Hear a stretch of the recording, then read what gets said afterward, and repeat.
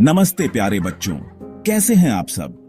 मैं हूं आपका दोस्त एनसीईआरटी शॉर्ट्स में, और आज हम विज्ञान के एक बहुत ही रोमांचक विषय पर बात करने वाले हैं, हमारा अद्भुत शरीर और इसमें होने वाली गतियां। जरा सोचिए, आप अभी आराम से बैठे हैं, है ना? अपनी पलकों को झपकाइए, महसूस कीजिए आप सांस ले रहे हैं। ध्यान दीजिए आपके शरीर में कितनी सारी गतियां अपने आप हो रही हैं। अब एक छोटा सा प्रयोग करते हैं। अपनी नोटबुक और पेन लीजिए, कुछ लिखिए। ध्यान दीजिए आपके शरीर का कौन सा हिस्सा हिल रहा है। बिल्कुल सही, आपका हाथ, आपकी उंगलियां, शायद आपकी कलाई भी थोड़ी घूम रही होगी। अब अपनी गर्दन घुमाकर अपने दोस्त को देखिए, कौन सा हिस्सा हिला। हाँ, आपकी गर्दन और आपका सिर। तो देखा आपने, भले ही हम एक ही जगह पर बैठे हों, हमारे शरीर के अलग अलग हिस्से लगातार हिलते रहते हैं। लेकिन गतियां सिर्फ इतनी ही नहीं है, हम एक जगह से दूसरी जगह भी तो जाते हैं, है ना? आप उठकर अपने टीचर के पास जाते हैं, क्लास के बाद खेलने के लिए मैदान में जाते हैं, या फिर स्कूल के बाद अपने घर। इन सब में क्या होता है, आप सच में चलकर एक स्थान से दूसरे स्थान तक जाते हैं। हम चलते हैं, दौड़ते हैं, कूदते हैं, है ना कमाल की बात। अब एक मजेदार काम करते हैं। अपनी स्क्रीन पर देखिए, यहां एक तालिका बनी हुई है। इस तालिका में कुछ जंतुओं के नाम लिखे हैं और हमें यह पता करना है कि ये एक जगह से दूसरी जगह जाने के लिए अपने शरीर के कौन से भाग का इस्तेमाल करते हैं और ये कैसे चलते हैं। चलिए मिलकर इसे भरते हैं। तो बच्चों, हमने देखा कि गाय पैरों से चलती है, मनुष्य भी पैरों से चलता या दौड़ता है। सांप अपने पूरे शरीर का इस्तेमाल करता है और रेंग कर चलता है। पक्षी, उनके पास उड़ने के लिए पंख होते हैं। कुछ कीट पैरों से चलते हैं और कुछ के पास उड़ने के लिए पंख भी होते हैं। और मछली अपने पंखों और पूंछ की मदद से तैरती है। अब एक बड़ा सवाल, जंतुओं के एक स्थान से दूसरे स्थान तक जाने के इतने अलग अलग तरीके क्यों होते हैं? क्यों कुछ चलते हैं, सांप क्यों रेंगता है और मछली क्यों तैरती है? इसके बारे में थोड़ा सोचिए। ये उनके रहने की जगह और उनकी जरूरतों पर निर्भर करता है ना? अब हम बात करेंगे सिर्फ अपने शरीर की, यानी मानव शरीर और इसकी गतियों के बारे में। क्या आपको स्कूल में फिजिकल एक्सरसाइज करना अच्छा लगता है? जब आप व्यायाम करते हैं तो आपके हाथ और पैर कैसे हिलते हैं? आइए कुछ ऐसी गतियां करने की कोशिश करते हैं जो हमारा शरीर कर सकता है। मान लीजिए मेरे हाथ में एक क्रिकेट की गेंद है और सामने विकेट है। मैं गेंद फेंकने की कोशिश कर रहा हूं। देखिए मैं अपना हाथ कैसे घुमा रहा हूं। क्या यह सिर्फ मेरी कोहनी से घूम रहा है? नहीं, मेरा पूरा कंधा एक गोल चक्कर लगा रहा है। क्या आपका कंधा भी घूम रहा है? महसूस कीजिए। अब जमीन पर पीठ के बल लेट जाइए। अपने एक पैर को ऊपर उठाइए और उसे अपने कूल्हे के चारों ओर घुमाइए। महसूस कीजिए कहां पर यह घूम रहा है।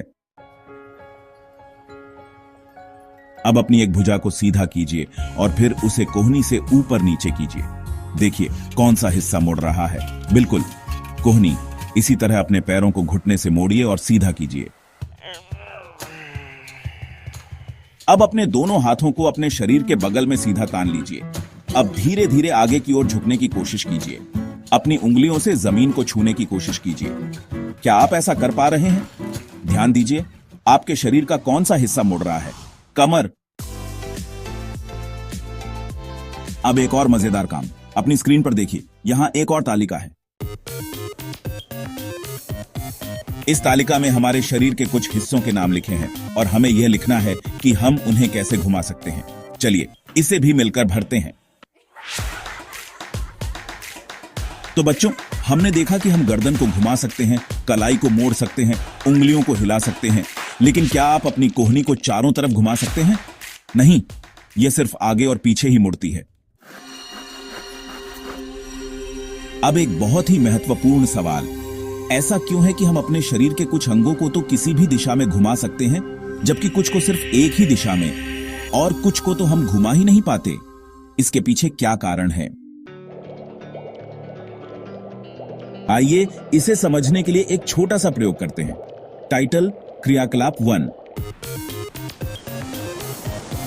अपनी एक भुजा सीधी कीजिए। अब एक स्केल पैमाना लीजिए और उसे अपनी भुजा पर इस तरह रखिए कि आपकी कोहनी स्केल के बीच में आए।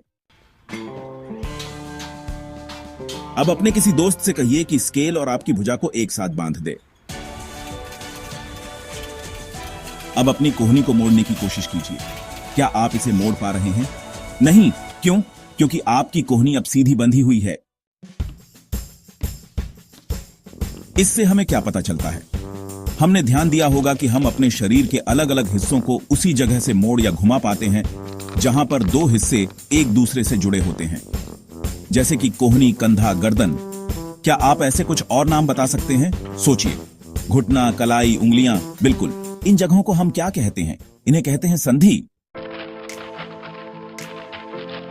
अब सोचिए, अगर हमारे शरीर में ये संधियां नहीं होती तो क्या हम किसी भी तरह की गति कर पाते? नहीं, हम बिल्कुल भी हिल नहीं पाते, एक पुतले की तरह सीधे खड़े रहते। तो अब सवाल यह है कि इन संधियों को आपस में कौन सी चीज बांधती है? एक छोटा सा प्रयोग और करते हैं। अपनी उंगली लीजिए और अपने सिर को दबाइए।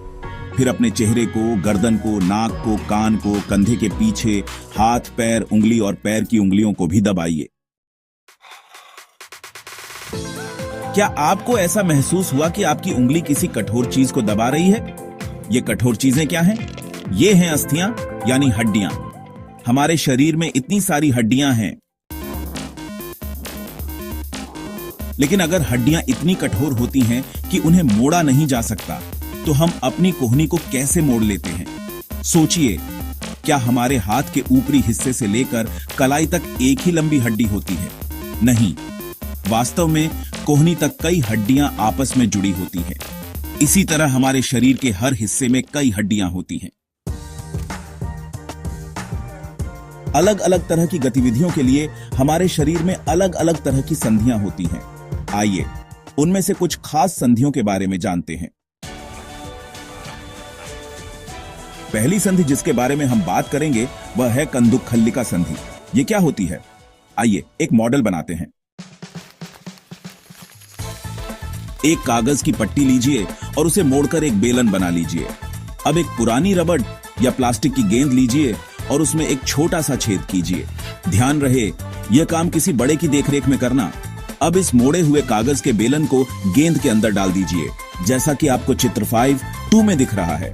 आप चाहें तो कागज के बेलन को गेंद पर चिपका भी सकते हैं। अब इस गेंद को एक छोटी कटोरी में रखिए और इसे चारों ओर घुमाने की कोशिश कीजिए। क्या गेंद कटोरी में आसानी से घूम रही है? क्या कागज का बेलन भी घूम रहा है? हां। अब कल्पना कीजिए, यह कागज का बेलन आपका हाथ है और गेंद आपके हाथ का ऊपरी सिरा है, और यह कटोरी, यह आपके कंधे के उस हिस्से की तरह है जिससे आपका हाथ जुड़ा हुआ है। इस तरह की संधि में एक हड्डी का गोल सिरा दूसरी हड्डी की कटोरी जैसी जगह में धंसा हुआ होता है, जैसा कि चित्र 5.3 में दिखाया गया है, और इसी वजह से यह संधि सभी दिशाओं में गति करने की अनुमति देती है। क्या आप इस तरह की संधि का कोई और उदाहरण बता सकते हैं? थोड़ा सोचिए, याद कीजिए हमने शुरू में कौन कौन सी गतियां की थी। कंधे को गोल घुमाना, कूल्हे पर पैर को घुमाना, यह सब कंदुकखल्लिका संधि की वजह से ही संभव है। अब हम बात करेंगे दूसरी तरह की संधि की, जिसका नाम है धुराग्र संधि। यह संधि कहां होती है? यह हमारी गर्दन और सिर को जोड़ती है। चित्र 5.4 देखिए। इस संधि की वजह से ही हम अपने सिर को आगे पीछे और दाएं बाएं घुमा पाते हैं। कोशिश कीजिए। क्या यह गति कंदुकखल्लिका संधि जैसी है? नहीं, कंदुकखल्लिका संधि में तो हम अपने हाथ को पूरा गोल घुमा सकते थे, लेकिन धुराग्र संधि में ऐसा नहीं होता। इसमें एक बेलनाकार हड्डी एक छल्ले में घूमती है। अब तीसरी महत्वपूर्ण संधि, इसका नाम है हिंज संधि। आपने अपने घर का दरवाजा तो देखा ही होगा। उसे बार बार खोलिए और बंद कीजिए। ध्यान दीजिए दरवाजे के कब्जों पर। यह दरवाजा सिर्फ आगे और पीछे की ओर ही खुलता और बंद होता है ना? आइए इस कब्जे की तरह एक मॉडल बनाते हैं। एक मोटा कागज या गत्ता लीजिए और उसे मोड़कर एक बेलन बनाइए। जैसा कि चित्र 5.5 में दिखाया गया है। अब इस बेलन के बीच में एक छोटा सा छेद कीजिए और उसमें एक पेंसिल डाल दीजिए। अब गत्ते का एक और टुकड़ा लीजिए और उसे इस तरह मोड़िए कि वह आधे बेलन जैसा बन जाए। इस आधे बेलन पर पहले वाला बेलन आसानी से घूम सके। यह आधा बेलन और पेंसिल वाला पूरा बेलन मिलकर एक कब्जे की तरह काम करेगा। अब पेंसिल वाले बेलन को चलाने की कोशिश कीजिए। यह कैसे घूम रहा है, सिर्फ आगे और पीछे। यह गति हमारी बनाई हुई कंदुक खल्लिका संधि की गति से बिल्कुल अलग है। याद कीजिए, हमने क्रियाकलाप 1 में अपनी कोहनी को मोड़ने की कोशिश की थी। वह भी इसी तरह सिर्फ आगे और पीछे मुड़ रही थी। चित्र 5.6 देखिए, हमारी कोहनी में भी हिंद संधि होती है, जिसकी वजह से यह सिर्फ एक ही दिशा में यानी आगे और पीछे मुड़ सकती है। क्या आप ऐसी संधि के कुछ और उदाहरण सोच सकते हैं? घुटना। घुटना भी सिर्फ आगे और पीछे मुड़ता है। और अब आखिरी तरह की संधि, अचल संधि। हमारे सिर की हड्डियों के बीच में कुछ ऐसी संधियां होती हैं जो बाकी संधियों से बिल्कुल अलग होती हैं। ये हड्डियां इन संधियों पर बिल्कुल भी हिल नहीं सकती, इसीलिए इन्हें अचल संधि कहते हैं। अब अपना मुंह खोलिए। आपका निचला जबड़ा आपके सिर से दूर जा रहा है ना? अब अपने ऊपरी जबड़े को हिलाने की कोशिश कीजिए।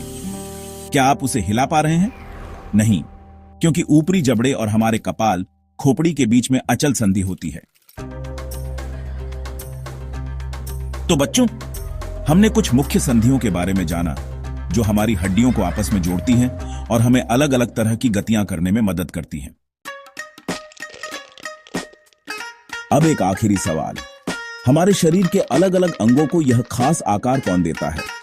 Scene 9, analogy of a doll. सोचिए, अगर आपको एक गुड़िया बनानी हो तो आप सबसे पहले क्या बनाएंगे? शायद आप एक ढांचा तैयार करेंगे, है ना, ताकि गुड़िया को एक सही आकार मिल सके।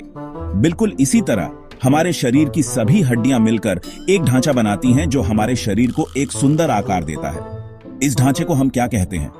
इसे कहते हैं कंकाल। तो बच्चों, आज हमने अपने शरीर की गतियों और उसमें मौजूद अलग अलग तरह की संधियों के बारे में बहुत कुछ सीखा। उम्मीद है आपको यह सब अच्छे से समझ में आ गया होगा। अगर आपके कोई सवाल हैं तो नीचे कमेंट सेक्शन में जरूर पूछिएगा। और अगर आपको यह वीडियो पसंद आया हो तो इसे लाइक कीजिए, अपने दोस्तों के साथ शेयर कीजिए और हमारे चैनल को सब्सक्राइब करना मत भूलिएगा। जल्द ही मिलेंगे एक और नए और रोमांचक वीडियो के साथ। तब तक के लिए अपना ख्याल रखिए। धन्यवाद। Video ends. A calm and uplifting outro music plays.